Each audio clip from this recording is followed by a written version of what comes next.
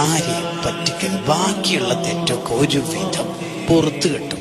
മനുഷ്യരെ തൊട്ടാൽ, മനുഷ്യരെ വേദനിപ്പിച്ചാൽ അവിടെ ഹജ്ജ് പരിഹാരമല്ല. എന്നോർമ്മുണ്ടോ? ആരാണ് LP സ്കൂളിൽ നമ്മൾ ഒന്നിച്ച് പഠിച്ചല്ലേ 4ാം ക്ലാസ് വരെ? അതെ. അതുകൊണ്ട് അന്ന് നീ ഉപ്പിലിട്ട ഒരു മാങ്ങ വാങ്ങാൻ വേണ്ടിയിട്ട് 5 രൂപന്റെ മാങ്ങ വാങ്ങാൻ 4 രൂപ ഉണ്ടായിട്ടുള്ളൂ. അന്ന് 1 രൂപ നീ കടം വാങ്ങിയിരുന്നു. 28 കൊല്ലത്തിന് ശേഷം അത് തിരിച്ചു. എന്ത് ചാങ്ങി. അപ്പൊ വേറൊരാൾ കൊടുക്കും. അതെ, എന്താണ് അതിനകത്തുള്ളൂ? നീ മുമ്പ് ഒരു ബസ്സിൽ കയറിയ സമയത്ത് 50 പൈസ എന്നോട് കടം വാങ്ങി. എപ്പോ? 16 കൊല്ലം മുമ്പ്. അത് ഇപ്പൊ തിരിച്ചാണ്.